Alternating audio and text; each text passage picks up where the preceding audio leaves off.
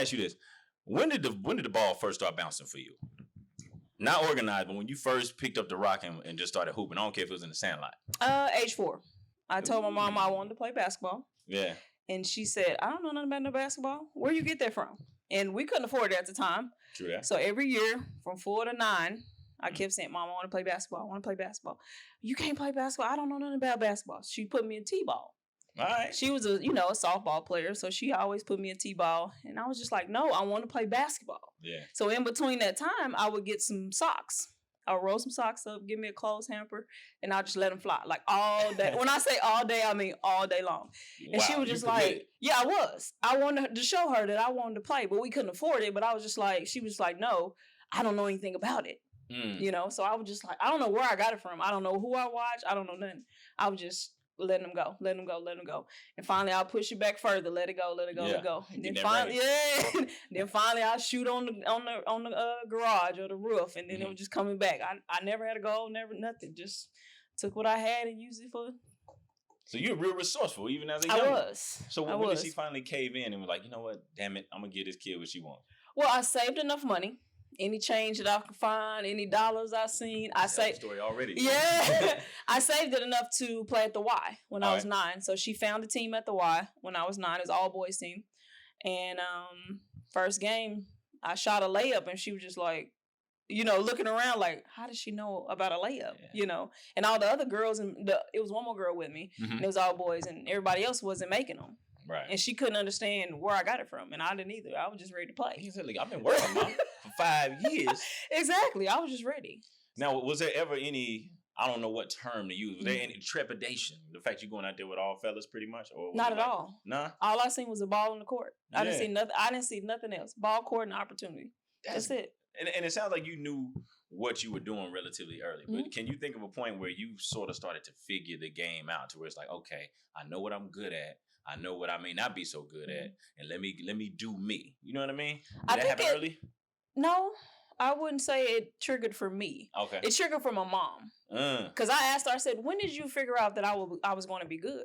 She said, "The first time you took that layup in YMCA." And so I was just like, but I didn't really know if that was correct or not. Right. So I made it. I did, and I was the only one that was really making them. And so I think middle school is when it hit. Okay, I might be onto something. And I think it was because of Coach Willis. He was the coach at the time, and he would, anytime we had PE, he would shoot with me. He would work on my ball handling because I didn't know how to tie my shoe in the 7th grade because I wanted to tuck them in and go. For real? I wanted to. No. Now here's a real question though. Once you learned how to, did you learn the bunny ears way, or did you loop, swoop, and pull? How'd you do it? I don't know. Coach Willis taught me. I just went because I would. Yeah, I was just tucking them in because I was ready to play. That's it. No ankle injuries. None. So I was just, so he taught me how to do a left hand layup, taught me how to, dribble, the right way, taught me how to do certain little things that I didn't know how to do before then, what a coach can teach you. But I think middle school is when I was like, okay, I might be on to something. Did you were you a coachable kid in your estimation? Or Absolutely. You were? Absolutely. Okay. I wanted to soak it all in because I wanted to be good. I knew I wanted to be the first in our family to graduate. I knew my mom couldn't pay for me to go to school. And I was like, no, this is going to be my way out. This is going to be the way out? That's going to be the way. Now, what was your dream? Like, yo, this is going to take me to college, or I'm going to the league? Because and the reason I asked that is as a kid, I didn't know anything about the process. And even once I got to be a senior in high school, I didn't even know the levels of collegiate basketball that were available. I thought if you're any kind of good, you're supposed to go D1. If you don't, your career is over. But were you thinking college? I didn't have a dream in middle school. It was just like, okay, I want to play with the varsity. Oh, there you go. Then it was just like, I want to play with JV. And then I want to play varsity. And then it was like, oh, shoot, let me get a scholarship so my mom don't have to play. And then after that, I was like, no, I'm going pro. Yeah. Because my goal was to pay for me to get braces. That was one of my goals. Because my mama couldn't pay for me to get braces. I was like, okay, if I go pro, I can pay for it myself. Yeah. I saw some old pictures the other day, too. I was like, look at her, she's braced up. You know what I mean? You know what I'm saying? So that was one of my goals. It wasn't that, oh, shoot, I just want to be pro. I want to be pro. I want to be pro. No, I took the steps. No, I want to be on JV. Okay, I'm on JV. Maybe I can get on varsity. Maybe I can go to college. Maybe I could be a pro. Yeah. And then now it's just like, I didn't want to coach, but here I am. It happened that way. Two things. When did you finally get braces? Probably a year after my first year of playing pro. Oh, so you were full-fledged grown when you got yours. I was. All right. I was determined, though. I feel that. Yeah. I feel that. And see, I used to have a huge gap myself right here in the front. I was like, yo, I didn't even start correcting it until I got to be 30. Yeah. You know what I mean? And I think that's when I got mine, 30, 31. See, it's like, but I had this thing. I was like, yo, I don't want to be grown with the metal. So I went. At that point, I didn't care. You did? Because it was my goal. It was your goal. My goal was to get them and pay for myself. I feel it. And you paid for them yourself? I did. That's what I'm talking about. I did. Now, let me throw this at you. I know you talked about your mom not necessarily being well versed in the basketball space. And there's a lot of stuff I think our parents didn't necessarily know. They just gave us what they could give us. Right. But throughout your whole journey, did you, even throughout her not knowing, did you feel supported? Oh, absolutely. That's good. 100%. She was our biggest cheerleader. Even though she didn't know or play, because she is tall. She's about 5'10", never played. Really? Yeah, she would have been good if she actually played, but back then it wasn't, necessary. But she's definitely our biggest fan. She was at every game, never missed a game. And that's one of the reasons I stayed in Oklahoma City, played Oklahoma City University. So she wouldn't have to pay to come. So she didn't have to pay you, but you must have been somebody, you worked it like that where she didn't have to pay it? No, I mean, we was only 10 minutes away. No, I'm talking about admission now. You put her name on the list too? Oh, yeah. She was on the list. Yeah, come through the back door. No, you got to do that, though, every now and then. Exactly. And you said us. Okay, so how many of y'all is it? How many siblings do you have? 3 girls. 3 girls. Where do you fall? Middle. Wow. Yeah. Is it true what they say about the middle one? What, the quiet one, the best one? No. The toughest one to deal with, the one to be feeling slighted. Yeah, absolutely. Really? Absolutely. What is that about? I've always heard that phrase, but I never really got told why that is. So the oldest get everything because they're first, right? Fair enough. The middle gets what the oldest couldn't fit or couldn't wear, couldn't handle. All right, the hand-me-downs. And then the baby gets everything because they're the baby. You see what I'm saying? Makes sense. So the middle get less attention because you got these two on the other side. So what's the age difference between you and your big sis? 2 years. And then the youngest was 6 years. Okay, it's a pretty good gap. You see what I'm saying? So the baby came out and it was just like, Jesus, now I'm stuck in the middle. Did y'all scrap a lot growing up, you and your big sis? No? Y'all always got along? Yep. I love that. See, this is where I get mushy because I got this thing I love when siblings get along. Yeah, we didn't have no problems like that. The only thing is she was just bossy. Yeah. She'll put me on her hip, and I didn't learn how to talk until I was about 6 because she would always talk for me, so I didn't need to. Really? Yeah, that's her. that makes sense though. That makes sense though. Now, would you say you took on some of them traits as you got older? Her traits? Being bossy? No. No? Now my son is bossy. Your son? Because he's the only child. Okay. You see what I'm saying? She was the only child, so it was just like, no, I'm gonna boss you now. Man, yeah, that's major. That's major. I love it. Okay, now take me to your high school journey. Okay. You graduated from Millwood, correct? Yep. What was that like? What was basketball in high school like for you? What was that journey? Was it fun? It was fun. Did you get in the mix real early? Oh, early. Yeah. I remember I was a freshman, and Coach Willis was on the staff with Miss Spears. There you go. And so, one of our players got in foul trouble. And he kept saying, Miss Spears, just give her a chance. Give her a chance. No, she's a baby. No, we can't do that. We can't do it. Dressing at this point. Huh? You were just dressing at this point. That's it. That's it. It was probably the second game of the season. Oh, yeah, early. Yeah, and he was just like, just put her in. Just put her in. We got to put her in to see what she can do. And she was just like, nah, she ain't ready. So he finally put me in. Right. Took that jersey off. I said, okay, now you coaching, coach. But no, it from there, I was just like, I got to just keep going. Got to take advantage of the situation. But it was fun because of the crowd, your friends, the small hot box, So I enjoyed high school a lot. Dang. Were there any nerves? Were you tight? I was not. No? Because like I said. Big game Keish. Okay. No, it wasn't that I was a big game. It was just like, when I got between those 4 lines, nothing mattered but the ball and the goal. Yeah. Nothing. So everything else was out. So it's true what they say, like, the gym is the sanctuary. It is. It should be. You can block other things out. Just be laser focused on this one task. And that was me. Yeah. That was me. It was just like, take advantage of the opportunity because you may not get it again. She wasn't ready to put you in. Right. And then she did. You got to give her a reason to keep you in. You got to give her a reason to keep playing you. And so that's what I just put in my mind every time. Did it keep going upward from there, or was it topsy-turvy as a freshman? No, it kept going up. Really? Because I kept working on it. I kept working on me. I kept working on, what I needed to do because I wanted to get to college. So obviously, you being a 9th grader, you got a lot of vets around you. How was leadership at that time in that program? And the reason I ask that is because you coach now, I coach, and I think it's maybe you don't have to have it, but I think it's damn sure helpful when you got an extension of your coaches on the floor, when you got some people that can help navigate the waters, especially for the young, talented kid who's talented but may not know a whole lot. So did you have any of that? Yeah. They took me under their wings, really? But they took me under my wings the right way. Okay. It wasn't like, oh, she a freshman, we gonna initiate her. It was just like, okay, you want to play? Let's go. We gonna teach you the ropes, and you take advantage of it, or you can sit down. So it was just like, get in here and play. And they would say that, just get in here and play, just play. Did any of them feel threatened that you were on their heels? Not that I know of. Oh, because it never showed. That's big. Yeah, and that was very huge. Just for me to transition to that. Now you seem really grounded, all right? But I think in order to be really good at whatever it is you do, you got to have some degree of ego. And another word for ego is pride. So was there ever a moment where somebody got at you in practice, like one of your vets was like, where you had that moment where it's like, damn, she busting my ass. Welcome to varsity. What was that moment like? Was it practice? Was it game? I would say it was practice. Yeah. Yeah. Take me through that. That was that. You remember how it went? Was it like 2 consecutive, or was like, damn, 3, 4, 5 buckets in a row? What am I doing here? Nah, it wasn't that many. It wasn't like that. No, it's probably 2 consecutive. And then it was just like, okay, I got to figure out how to guard her. Right. I got to figure out the details of how to stop her. I got to figure out how I can get to the rim, or how I can, get my way against her. It wasn't like, any threatening. It was just like, shoot, now I got to figure out how to stop her. But then when you stopping that player that's quote unquote the best player on the next team, it's just like, oh, I'm used to this. I'm used to it. Yeah. It's baby food, right? You know what I'm saying? Easy. So that helped me a lot. Do you remember how that season finished for y'all? Your freshman year in high school? Every season was the same. Every season was the same. Semifinals. Really? Now that's the part. I ain't gonna even act like I knew that. I didn't know that. Yep. But okay, so take me to your sophomore year. You know a thing or two now, right? You got some scar tissue. You got some battle wounds. Was your mind frame any different? Whether better or the same or a little worse going in now that you're older? No, it was better. It was because I wanted something. I wanted to add more. Okay. So my freshman year, it was nobody knew me.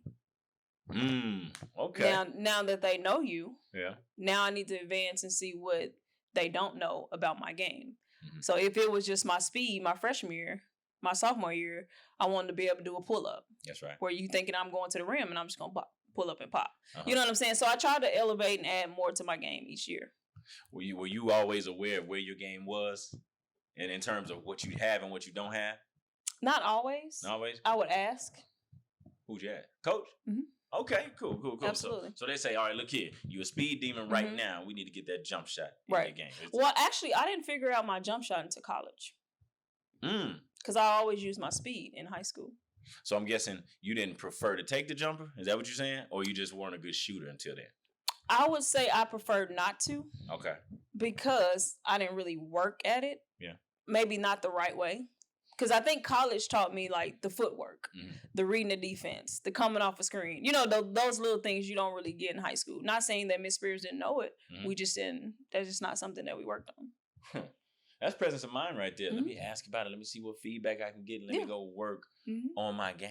Absolutely. Now, but state semis, because I really didn't know that. And you're going 4 years in a row. How frustrating was that after, let's say, the second time y'all get to that same tipping point and you can't quite get over the hump? It was very, very frustrating. Now, don't tell me this. It was the same opponent every time. No. Okay, no. Good. No, my junior year was my fault. Really? I mean, I wouldn't say my fault, but I missed 2 free throws to win the game. Down the stretch? Were y'all down one?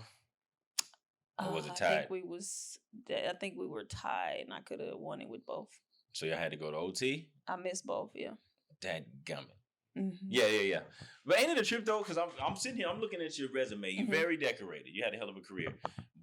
And I'm pretty sure you had more bright spots than the dark ones, but your mind always goes back to those dark ones first. Now, what about that senior season? It was the same. It was the same? I can remember when mine ended, right? And it's like, I was blessed enough to be a part of a championship team my junior year. That's good. Obviously, we come back with all this hype, with pretty much everybody back from that last run, but it was a different team. Egos were different, commitment wasn't the same. And when that last buzzer went off, I was like, yo, it's a wrap. Yep. And I'm just in there. and I was every year. Really? But that also motivated me going to college too. I said, I'm going to get a ring. Really? Oh, I'm going to get one. Oh yeah. And that was my motivation, regardless. Here's what a lot of people don't really think about. That spring between your senior season ending, right, in high school, and then you going to college whenever you went, whether it was in the summer or if it was in August at the end of the summer. What was Keisha doing during that time? Were you chilling? No. Were you working on your game? No. Did you get signed very soon after that? How'd that process go? So yeah, I got signed probably during the season, maybe. Can't remember. I think it was during the season. Anyway, then after that, after the season and after school was over, I was in the gym with them. Really? Yep. The girls that was coming back, the girls that moved on, all that. You didn't even have to move. See? Look at God. Look at God. He works. Won't he do it? Now, do you think it was better for you or worse in terms of signing early to where you're like, I get that monkey off my back, I can focus on I signed late. Season. You signed late? Really? Did nobody want me? Oh, so you got a little underdog chip too. Oh my gosh. Yep. So when you say late, when? We talking April? We talking May? April, May, somewhere in there. April, May? Yep. Was that the only one that was checking for you? Or those of you the only one that was really, really aggressive. Oklahoma Christian was the other one. Right. Which I really wanted to go to Oklahoma Christian. But when I called them, they offered me a partial. I said, now why would I go to a partial and I got a full ride over here and they just won 3 national championships? Easy call? Yeah. Easy. So yeah, it wasn't, it just, OCU was where I needed to be. Yeah. Tell me about the difference of the levels, right? In your estimation from college, from high school to college, from the preseason work, from being in that weight room, and then in official practice. What was the difference? The tempo, obviously, that'd be the first thing my mind goes to. Tempo. But is there anything else? Tempo, weight room, the long practices. Ooh. Just being a student athlete. Yeah. I think that transition is the toughest, especially your freshman year. Yeah. Because you don't know what to expect. You're playing against grown women, seniors, so I think just transitioning your body and your mind at the same time and then the speed and being able to think real quick. Yeah. I think that's the difference. What would a regular day look like for you as a college student athlete? We would get up about 5. Hey. Go run. We'll come back, go to the weight room, and then from the weight room we'll have practice, and then come back for class, and then we'll practice again in the afternoon. So y'all did more before the sun came up than most people did all day. Absolutely. All right, so what'd you say about like a week or 2 weeks did it take for you to get used to this? Like, okay, this is my routine, and now I'm locked in. I think I was locked in before. Yeah. But I had challenges in the process, of course. Yeah. Just trying to transition that. But I was so excited just to have a scholarship, on a national championship team. And the point guard that left, she was an All-American. Right. So everybody was like, there's no way she can lead them. She's a freshman. She's not going to be able to play, African-American school, all this. All that. Yeah. All that. Yeah. So I was motivated. Okay. Nothing had to motivate me. It was just like, okay, this is your opportunity. Were you in the mix quick? In the mix quick. But she told me that. She was like, I have another point guard and you. She was like, I'm not going to give it to you. You either go take it. She was like, you're not guaranteed a spot on this team. Yeah. And that's what I liked. I appreciate that. Yeah, she didn't say, oh, you Keisha Watson, you finna start. Yeah. No. She said you're going to work for it. Now, was this girl your competition at that time? Was she coming in the same grade, age? She was already there. Really? She was going to be a senior. Ooh. So you came and you got that. Yeah. All right. Looking at your resume, you 4 consecutive trips to the national championship game, correct? Right. And you won 2, you lost 2. Is that how that happened? Yep. Take me through that whole first season. You touched on a little bit of it, the beginning of it, and I think there's a point in every season, and you tell me if I'm wrong, to where as a coach, you can feel and see your team turning that corner and turning into the team that they could be. Right. Do you remember that point during that first season where y'all were like, okay, we're starting to click now. Can't nobody mess with us? I think a month in. Before the season even started. So a month into the process, not even the season? Nope. Really? Because the way her practices went was game-like. The way we prepared was game-like. Our practices was like a game. Our practices was like somebody was defending us. Our practices was so tough that in the game, it was just like, well, shoot. This ain't nothing. Yeah. And that's why I said she's probably one of the most phenomenal coaches I've ever had. Because she didn't, we beat up each other. We come out crying, scratches, blood, black eyes. She would say, get up. Straight competition. That's it. I love that. Now, tell me your coach's name. Janelle Jones. Janelle Jones. Mm-hmm. And she was there with you the whole ride, all four? Man. All four. That's so rewarding. My freshman year, she had just come in. So her first year was your first year? Because the head coach, she was assistant for a head coach, and he didn't want me. He didn't like me. Really? And so he ended up getting fired. And she was like, "Oh no, we good now." Dang. So I'm guessing you took that personally as well. Oh, absolutely. I like the way you think. Absolutely. All right. Now, after you win one, what's the motivation to do it again? How do you battle that getting complacent thing and say, you know what, I'm good, and instead of saying, nah, that was just a taste, I want more? What goes into that? They gave somebody else freshman of the year.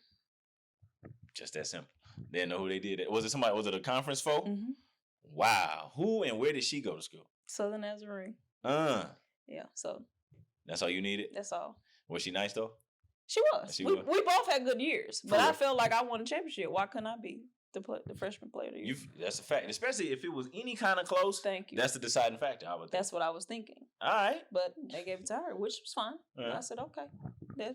You got to see me. I feel that. How many did y'all graduate after that first championship run? I think 5. Ooh, okay. But she reloads. That's the thing. Like, she reloaded. Like, it was just her recruiting is amazing. It was big time. Huh? Was there a curve in terms of getting that continuity back, or was it a quick transition? Yeah. One thing about her, she's gonna make sure the chemistry is there. Right. So at the beginning, before the season even started, we take a retreat. So everybody comes together. No phones. No signal. Like nothing. You have nothing. When I say nothing, I mean nothing. Right. We come with just bed sheets. Straight up. And we get in this little cabin. Everybody's in the cabin. We do activities. We do games. We do sentimental stuff. We get to know each other. We hold hands. And so once you leave there, it's just like, you know that person. Right. Like, you know your teammate. And it's just, it's so weird how that chemistry, that team bonding transitions so quickly. I love that idea. And people, I used to hear stuff like, that's corny, that's cheesy. No, no. When I say we did so much team stuff, and we got to know, okay, shoot, I ain't gonna like her, but I'm gonna have to deal with her. You know what I'm saying? Like, that's just being real. It wasn't like that. Everything was peaches and cream. We was kumbaya, and everybody was good. No, I was just like, I'm gonna have to get to know her a little bit more. Quiet taste. You know what I'm saying? Because we all, you got internationals. They have a different culture. We have a different culture, and it's like, how can our cultures mesh together? So, without outing anybody, can you think of one teammate that you knew was not your particular favorite? Oh, but absolutely. Maybe she grew on you over time? She grew on me because I knew she wanted to win. Okay. So I was like, this girl wants to win. She's just trying to push me. She just wants to be heard. I need to hear her story. And once I heard her story, I knew why she was the way she was. And so it was just like, okay. Sometimes you got to sit back and get to know somebody before you take that judgment call. I think that's good foresight. I'm going to tell you, and again, correct me if I'm wrong, I think we all judge initially. Absolutely. But I think it's the safe way to go, because it's like, if something doesn't look good, I'm going to assume it's not. Right. I'd much rather come back around and be like, damn, Keisha, I thought you was a piece of garbage when I first met you. Right, absolutely. You all right. As opposed to ignoring all them signs and you a piece of garbage. And now I got burned. You know what I mean? Right. Jesus. No, it took me some time. I ain't going to lie. I went to my mom a few times like, Lord, I don't know how to deal with her. Yeah. Mom was like, go get to know her. Yeah. And then once I got to know her, I was like, shoot, all right, girl, catch my passes. Don't drop another ball. You messing up my assists. Yeah. Go, you can catch this. Or I take her and, work with her after practice. It was just one of those things. It was like, okay, she needs somebody that's going to just sit here and tell her, good job. Not other people can need that. Some people need that, some people don't. Right. She was one of those kids I had to fluff and puff her. Yeah. And I went, hey, you doing good, but I need you not to drop another pass. That's right. I need you to learn this play, and if we need to, go over it after practice, let's do it, because we all wanted to win. That's a fact. Yeah. Was that the moment that you learned a different style of leadership? Were you one way before that? Quiet. Very, very, very, very, very quiet. You were? Lead by example type? Yep. I was very, very quiet. And I got kicked out of practice a few times because I wasn't talking. Ooh-wee. Because that's what I just was, a quiet kid. Yeah. And then once I got to college, she was like, no, you're going to talk on defense. Yeah. You're the point guard. You're going to tell them where they need to go. Sure. So as the season went on, it was just like, okay, come here. Let me let me help you a little bit. But yeah. So did you ever get comfortable being vocal, or did you do just enough to where it's like, okay, I'm doing enough to be effective? In other words, what I'm saying is, it sounds like you were one-on-one. Let me holler at you like that, as opposed to addressing the masses. Would that be right? I think it was who I was talking to. Okay. Like I said, some people want you to talk to them one-on-one. Mm-hmm. Some of them, you got to be broad. Yeah. Or general. Or, if the team is not getting in help, hey, let's get in this help. Mm-hmm. Hey, get here. It's just a certain way to do it. Yeah. But I was vocal. I got comfortable. Yeah. I got comfortable because I got tired of getting kicked out of practice. Also, it happened more than once. Oh, yeah, absolutely. I know that's getting old. Like, man, dang. Golly, just get my stuff. But it hurt me. Yeah. This generation, it wouldn't have hurt them. They would have been like, shoot. I'm chilling. Right. It hurt me. I'll be sitting outside looking this practice over. Can I get back in? Been hurt a little bit. Yeah. Apologize to the team and come on back, As a coach now, do you think that, do you prefer that your leader, right, be a vocalist? Or is it okay? I prefer my leader, who I was. All right. I want you to be vocal, and I want you to do everything that people can look up to. Mm. You can't tell me to do something if you're not doing it. You got to pull your weight. That's it. Gotcha. Because a lot of people talk. Yeah. But what are you doing to talk? That's it. I talked it, but when you come through the gym, you're going to see me working. Mm-hmm. So you're gonna gravitate to me or respect me more because you're like, well, shoot, she's talking about it and she's still doing it. She's still doing it. Yeah. In my coaching career, I've been in it for this will be my 9th year coming up, and I've always, more times than not, I've had like one and the other. I'd have the silent worker. It doesn't say much the way you described yourself to be, but you can rely on him or you can rely on her. And then on the other hand, you got the rah-rah guy or the rah-rah girl whose work ethic could be a little better. Mm-hmm. And it's like, but here's what was crazy. Especially when I started my career coaching girls. It was the greatest thing I could have done. And it's like, she was the big timer. The rah-rah guy, work ethic was so-so. Mm-hmm. But this one had way more in the arsenal, wouldn't say nothing. But they were the ultimate contrast. Mm-hmm. And it worked. You know what I mean? Absolutely. But of course, we kept trying to get this quiet one to get this spirit about her over here. And it just that was just her. Yeah. That was her. But there was a part of me that felt like, okay, are we like giving up? Letting the rope go by letting her be her? Or should we press harder? What do you think? No, I think it was a balance. All right. I think she was fine. I just think some kids just like that. Yeah. I was like that, but I knew I had a different goal. You know what I'm saying? Her goal may have been just high school or college. Mm. My goal was bigger than college. And you knew that early? Yeah. So that second year, would you say y'all were better than the 01 squad? Ooh. Oh no! You don't know? both of those teams was really good. Yeah. Well, all 4 teams were really, really good. For sure. We were just smaller my junior senior year. Mm. Yeah. All right.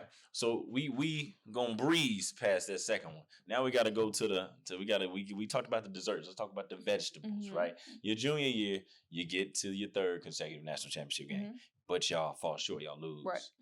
Take me through that game. What was that game like? Because I know you can vividly remember it more than you can the wins. Tell it. It was a good game. It was back and forth. All right. The whole time. Back and forth, back and forth. And we played Southern Nazarene. Can't get away from 3 of my 4 played Southern Nazarene. Right down the street. I'm like, why we got to go to Tennessee to play y'all? Exactly. But it was always like that. And it was weird because if we won the conference tournament, they would win the national tournament.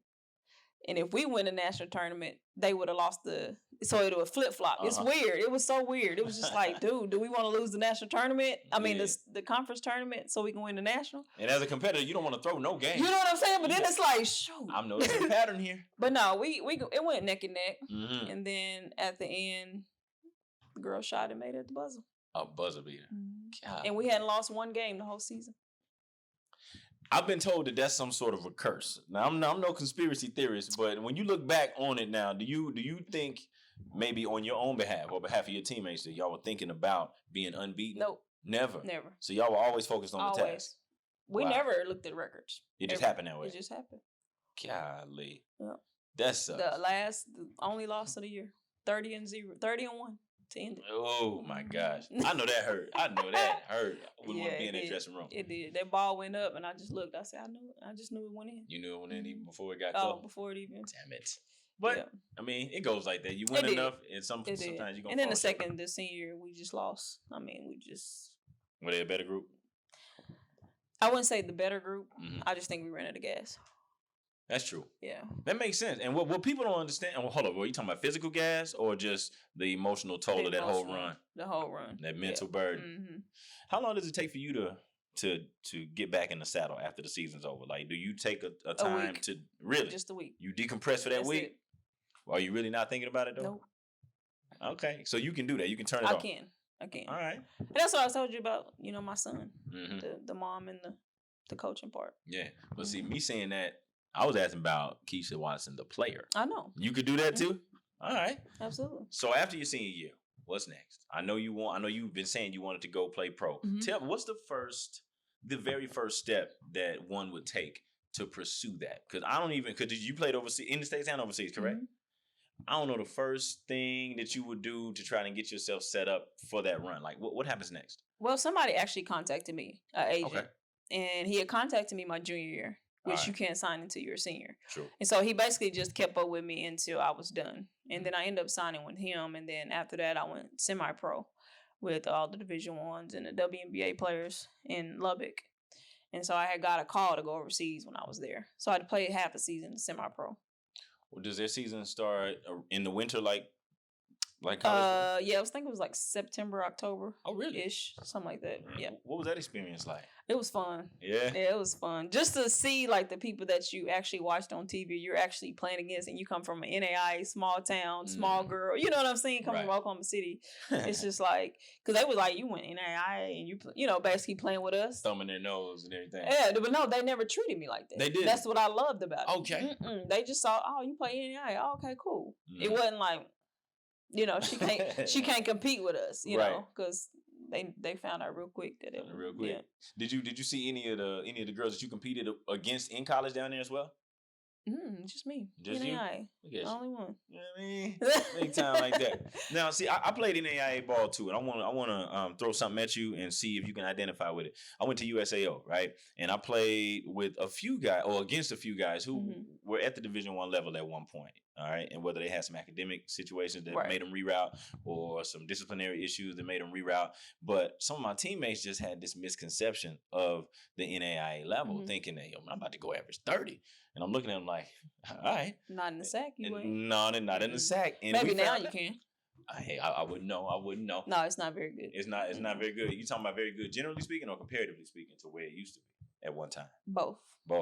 That's the coach in you right there. I like no, what you think. Yeah, it's not really. It's as competitive as it was. I feel it. I knew we found out real quick. Well, not me. I knew. But my teammate over here thought he was about to just be dropping 30 and found out it's the other way around. I'm an NAIA advocate, though. I'm all for NAIA. Yeah. And just because a lot of kids feel like NAIA, like you said, is not Division I, but you get the small town classes. You do. And you get the competitive, conferences. So. And it's that old question: would you rather go NCAA and go sit just so you can say that you were at that level? And that's why I said I still could ask why I didn't go D1 for what? For what? My goal was a degree. That's it. That you don't have to pay for.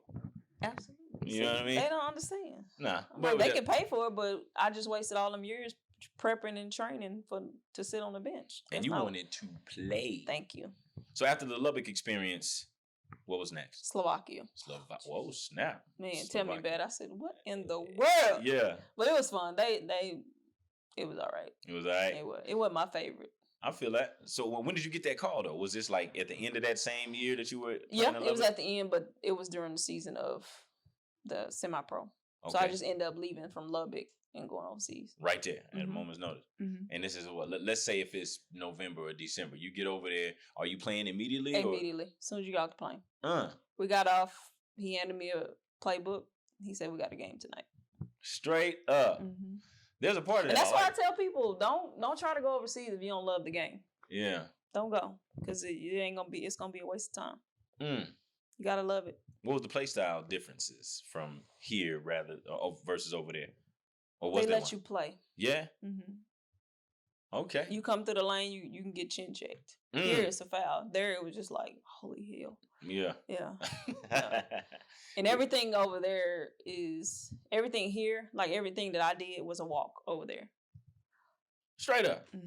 So if I just, go by you, it was a travel. It was like, dude, this is what I do. That's what you do. So I had to adjust of just Oh yeah. Everything was fundamental. The quick stop, you know what I'm saying? The long step. Yeah, it was. All that. Everything was fundamental. Now my question is, did you find out that you've been walking all these years over here? Yeah, basically. Oh, I mean, basically. Come on, my footwork was different. But when they come over here, it's a travel. All right, well, fair enough. Yeah, it balances out. But yeah, it was an experience. It really was. Slovakia. How long was that run? Just that season? Okay. Because I prayed. I said I would take a pay cut to get out of here. Just like that. And I did. All right. So where was landing spot number 2? Germany. All right. Tell me about Germany. I ain't been in one of these places. Man, I love Germany because I had a chef.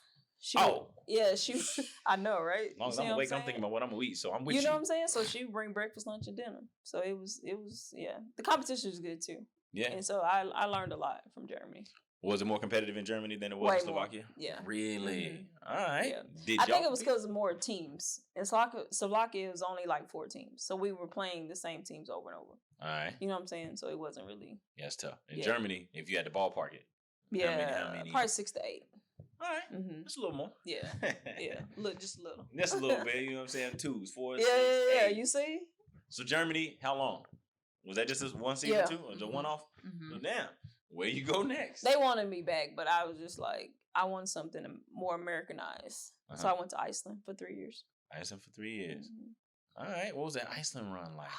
Beautiful. It was beautiful? It was beautiful. When I hear the word Iceland, something about that just sounds glamorous. You know what I'm saying? Is it really is. Have you heard of the Blue Lagoon? I have.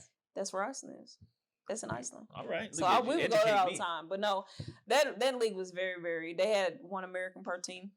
And it was very, very competitive. Very, very competitive. And Americanized. Everybody spoke English. Really? So there wasn't no language barrier for you. Everybody was just, I'm telling you, it was Americans everywhere. Yeah. Because that's where one of the military bases are.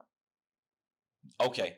That makes perfect sense. So it was military, it was us, blacks, white. It was just. So were y'all still considered imports at that time? I don't know what we were. Okay, yeah, you just said, I'm kicking it, I'm hooping. You know what I mean? Yeah, it was fun. It was fun. That's why I said I stayed there 3 years. I said I'm not going nowhere. Really? And I only stayed 3 years because we lost the championship game. So I went back. I said I'm not going out like that. I'm not letting my last year not without a championship. Did it go like you wanted? Oh yeah, the next year. Look at you, just iced out. You know what I mean? No, I told him. I said no. If we lose, I'm coming back. Yeah. Period. And then so you won the last year, right? That's when you closed the career. That was it. So somebody being so driven and so in love with the game, as long as you were, was it abrupt or was it a process of you getting to the point to where it's like, you know what, I'm ready for whatever the next chapter of life is? How did it happen for you to where that fire stopped burning? It never stopped. Okay. I think it was more so of family, being away, not seeing my nephews, grow up. So I blame them. You blame them?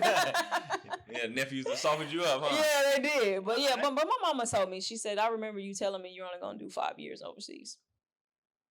Really? I know. Did you remember saying that? Oh, man, mama might have made something up to get back. Nah, but I did 5 years. She said everything you said you were going to do, you did. I was like, shoot. I guess so. I guess time to go on back. So when you got back over here in the States, was there an adjustment for you being a regular civilian? It was. Because I couldn't find out or figure out what I wanted to do. Really? Because I didn't want to coach. Okay. Because I didn't want to deal with parents. I didn't want to deal with people. I didn't want to deal with none of that. So you knew what you didn't want to do. Right. But God always say, don't you tell me your plan. I will show you a different route. That's right. And I love that you said that because here's the ultimate contradiction. Because we also heard throughout school growing up, it's like failing to plan is planning to fail. Yeah. So and it's that's like basically what happened. I took a stretch when I was just like, holy, I don't know what I want to do. I'm this age, I should be you think you're supposed to have this house and this picket fence and the uniform. And I was just like, I got to stop looking at everybody else's life and focus on myself. That's true. So what were you doing with yourself during this figuring it out phase? I was everywhere. Yeah. I worked at Cintas for 3 years, driving the trucks, like the FedEx trucks. Look at you. I worked at FedEx, worked at Ozarka. Like I was scattered. But I knew I didn't want to be behind the desk. I knew that part. Yeah, I'm profiling you a little bit, but I can see that probably don't fit you. It does not. It does not. So how the hell did you end up with a whistle around your neck coaching? My AAU coach seen me one summer. All right. And he said, well, what are you doing? I was like, oh, man, you know, I didn't want to, you know. Yeah. He said. This is obviously after you've been back for a few years. Yeah. Okay. And he just said, why aren't you coaching? I don't want to deal with all that. I ain't got time for that. He said, give back to what was given to you. That's facts. And when he said that, I was just like, but it was registering like, dang. He said, some people give with money, while others gives with time. Yeah. So by that time, I was like, I think I'm gonna go coach. Yeah, you broke down. Mm-hmm. So I started with AAU, and then I just kept moving up. What was the AAU run like? That's one of them things I didn't know that you coached. Because now here's my deal. Because I started playing AAU in the 5th grade, and I was a project. Mm-hmm. You know what I mean? So I'm still appreciative to my coaches to this day that they didn't throw me, by the wayside and go get somebody that was more war ready at that point. But from my vantage point, not all, I won't even say most, but a lot of AAU organizations stockpile talent, don't teach them nothing, just let them go play. No, that what was Coach Keisha like as an AAU coach? I broke down the fundamentals. Yeah. Just because I knew those girls wanted to go to college. Okay. And I would be a disfavor to them when they don't know the fundamentals, the footwork to be able to go to college. Mm-hmm. And probably 5 out of the 12 went Division I. Yeah. Mm-hmm. Did you get to pick them, or this was a team that was given? They was already given to me. Really? They was going through some things, as far as the other coach, and somebody knew me, and so he brought me in, and then, the rest was history. I think I was at them 3 years. I'm guessing they were pretty receptive, huh? They were. I think because I treated them as women first, and then allowed them to be basketball players. Some girls you have to tap in to get their trust before they will be able to respect you and trust you as a coach. Now, is this just a guy versus woman thing? And what I mean is, I've learned that boys, because I've coached both, boys got to touch that stove. You know what I mean? They're going to improv first. And then when they bump that head a few times, they'll be more open to instruction. Yeah. But girls, in my experience, trusted a little sooner than they did. Mm-hmm. What is that about? Because guys are hard-headed. Fair enough. But did it take a while for them to trust you, the girls, or was it early? It did, because of the situation they were in the past. So they were dealing with a situation that really broke them down mentally and and spiritually, whatever. Right. And so I had to let them understand that I'm not this person. Yeah. So I think that was the hardest thing, is just getting them to open up, getting them to trust me in that sense. Bring them walls down. Right. And then once I did that, they would run to the wall for you. Did it take a while for you to start to love it? No. Because of who I was coaching. Well, I say that. They say players make coaches to some degree. I suppose that's true. What do you say to that? If you let your ego go. Okay. Oh, how would your ego get caught up in that? I'm Keisha Watson. Ooh. I done this. I done that. I done that. I expect you to do that. Yeah. They not you. True that. Gotta meet them where they are. So once you get yourself away from it and allow them to be them, because they can't be you, because you're a different breed. You're different. Then that's when you start to flourish as a coach. Because think about it, the coaches, not all coaches that was talented in their days is the best coaches.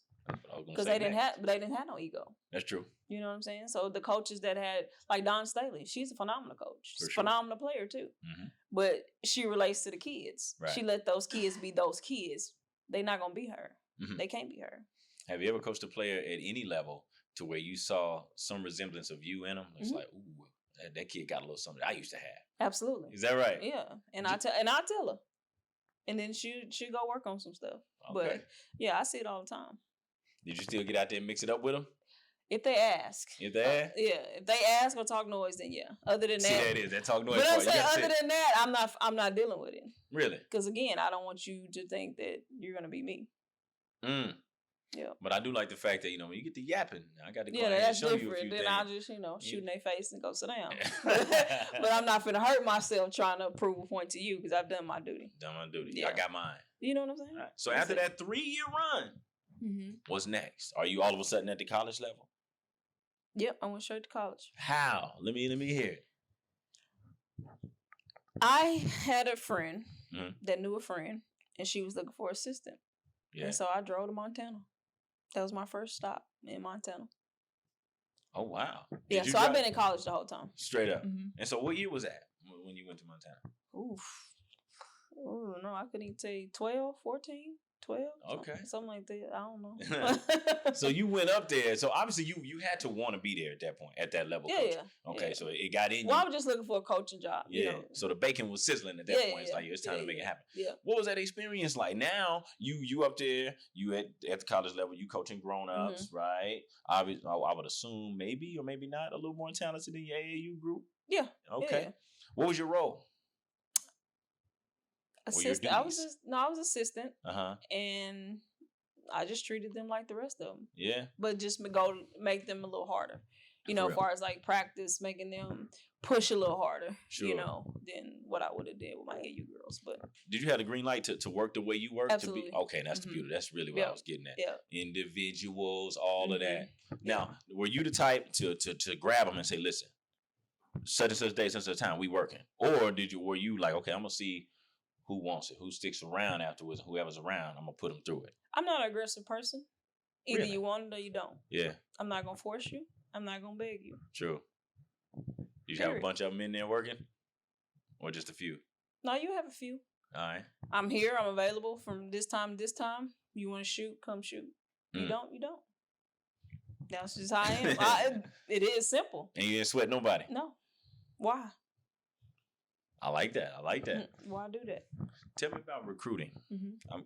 To me, and I'm an outsider looking in. I've never coached at that level.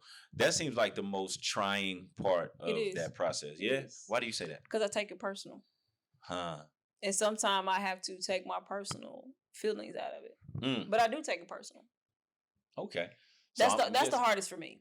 Now, I'm guessing what you mean is whenever you've invested all this time and this energy and then they go somewhere another direction. That's what I think about when I was like, yo, that seems like it's grueling. It is. Because you don't seem like a hard person at all to get along with. Right. So once y'all vibing, it's like, boom. And then you go somewhere else, and that's just like a slap in the face. Yeah, and I take that personal. Just like what people said about me as a player, I take that personal. That's true. Here's where I give college coaches a big hand clap of praise, because the way you were very truthful right there, saying that you took it personally, and people hide behind comments like, "Oh, it's just business." Damn that, we're humans. No, and so it ain't just business. There's a human element that goes in everything. And here's where you circle back. I'm pretty sure you've had this happen. A player who you pursued, right? They went somewhere else. It didn't work out, and then they come calling you. And I don't answer. You don't answer. No. Really? Back then, you didn't want me. All right, Mike Jones. No, seriously. I like I said, I take that personal. Okay. You're not finna have me invest in you, and then you go to someone else, and then when it don't work out, you want to come back. It don't work like that. Life don't work like that. It's like a girl. Fair enough. You know what I'm saying? Yeah. You got this girl that you like. This happened, and you let her go, and you don't do what you're supposed to, and somebody else get them. Right. Period. Sometimes you get one opportunity. That's a fact. Either you take advantage or you don't. So you don't even give them the conversation. No.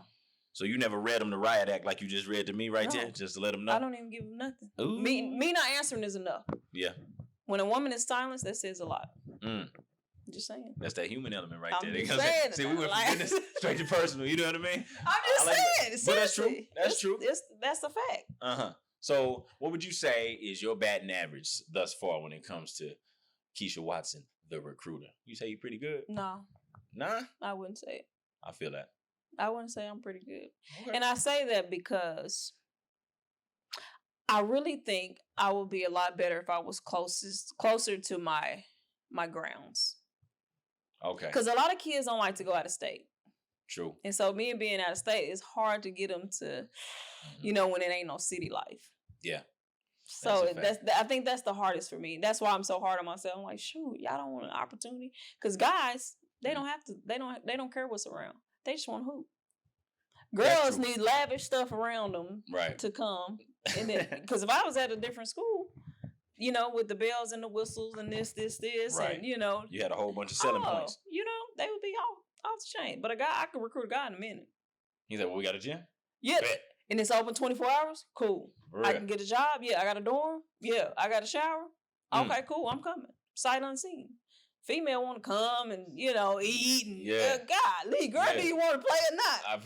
Let me tell you. That's what I'm saying. I think that's the difference with me. I feel you. And to their defense, some of those girls, like the way I would judge some college towns whenever we would drive through when we playing Redlands in El Reno, because I went to Murray before I went to USAO, and I'm looking at the eating spots. I'm like, oh yeah, they got and Pizza that's what Hut I'm saying. here. They would see Taco that. Bell here. Mm-hmm. Okay, they would come to Barton and see all you got is a Walmart. Yeah.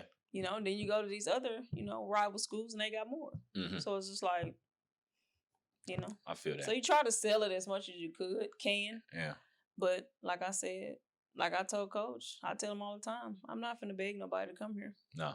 Either they want to be here or not. For real. Because if you have to beg them, they're gonna be gone before semester's over. Mm-hmm. That's a good segue. Here's the last recruiting question I want to throw at you. It's like, have you ever had one? Right? You got them, and then for whatever reason they don't pan out. How? No, that hasn't happened. Mm-hmm. So the ones you get in, they usually make it through. Yep. Oh, that's pretty damn rewarding right there. Mm-hmm. And that's why I said I'm very particular of who I recruit. Yeah. I just don't recruit just to recruit. Yeah. Because I want somebody that can come out here and stay. True. I don't want somebody that's gonna come and leave. Every semester, or you get homesick or this. You're gonna get homesick, but I'm just saying in general. But that's the hardest for me, is just trying to find that person that fits his system. Yeah. That he can, that can actually relate to him, and not just me, because it's not just about me. So sounds like you got your ego intact. Try. All right. Now I'm gonna say something, and I want you to respond to it. My junior college run, man, it was difficult because it was hard for us to develop any chemistry, because it was hard to develop any trust. And the reason why it was hard to develop any trust is because everybody didn't want their career to end after those 2 years, and so you ran into some little individuality being expressed at the wrong times. Like folks were wanting to go get theirs. But once I got to USAO, and it wasn't just all junior college transfers. We had a few 4-year guys too. And our teams, record-wise, weren't very sexy at all. But we meshed as a team because it wasn't necessarily about, I got to get mine to transition to the next level. You know what I'm saying? So to that, you would say what? Being as you coach at the junior college level right now, do you see any of that on the women's side, or is that just a guy thing? I don't see that with our coach. Oh, beautiful. Okay. So I think it boils down to the coach. Okay. That's just my opinion. Because he doesn't allow that. She turned what I said into a jab. Hey, coach, I ain't coming at you. But go no, ahead. Seriously. He doesn't allow that. If he sees you going one-on-one, he's going to pull you. Fact. We don't practice you going one-on-one. Yeah. Now, if he sees you as an ISO, he'll say one down and then you go at the girl. Mm-hmm. But he'll put you in situations where you can go one-on-one and shine. He gets you the ball. Sure. But the one-on-one trying to get yours, no, he don't play that. And some coaches allow it, and that's when, it affects everybody. He doesn't allow all that. No. And that's why I like working for him. See, that's a beautiful thing. Mm-hmm.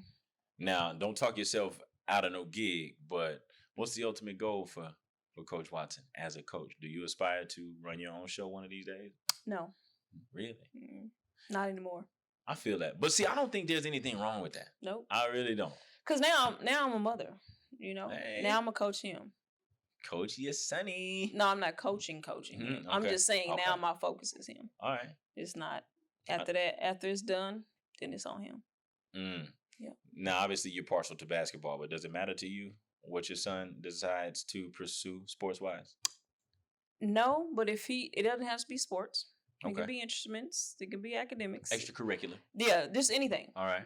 If you're going to do it, you're going to do it 100%. That's all I ask. So you're going to let him find it? Yep.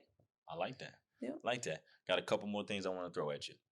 Now, I'm going to read some of your accolades right here. I'm going to blow your horn a little bit. Okay. Toot, toot. Yeah. Okay. Obviously, we talked about the fact you made 4 consecutive trips to the national championship game. You had 2 out of 4. Won the first 2, lost the next 2.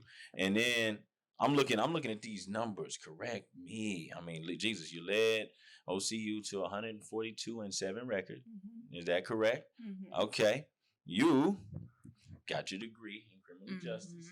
You got the feds in here, bro. Yeah, you see it like points. Listen to this point total, bro. We talking 2,658. Is that correct, or is that off a little bit? It's off. It's off a little bit, more or less. Over under. Okay. Assists 675 of them joints. 433 steals. 238 3-pointers. So I think you found that jumper at some point. You know what I mean? She taught me. Okay, now I'm gonna stop right there. Okay. And I'm gonna talk about something else. You just the second, right? The second woman, right, to go into the Oklahoma City University Hall of Fame. Is that correct? No, the only. The only. Set me straight. No, now, it's two. I'm going to say, yo, Google be lying. No, it's two. Okay. And I saw your speech, right? Mm-hmm. And I loved it. But out of all of that stuff I just read, which one of those accolades has the most sentimental value to you? My degree. Your degree. Mm-hmm. Straight up. Because they said I couldn't make it. Who said that? I'm telling you, everybody said that. Coming from all African American school. Going to OCU, one of the most prestigious academic schools. Did you say you were the first to graduate in your family? Yep. Really? Mm-hmm. That's a beautiful thing, right there. That was my goal. And you got it done. I did. Now, how dry were the pictures, or was everybody crying? Your mama and them once you finally walked across that stage and got you. Everybody was smiling. Good deal. Yeah, it was flatline because they knew I was gonna do it. Because I wasn't gonna stop until I did it. Yeah. But now, all my sisters got masters and stuff. I ain't doing it. There you go. Listen, I wrestle with myself every day. They can have it. Yeah. There's a part of me that's like, you need to go back to school. And the other here, I was like, I think I'm good. No, I don't need them loans. Mm-hmm. That's a fact. You know what I mean? Education costs way too much. But that's a rabbit hole I'll go down and we'd be crazy. But in your speech, right?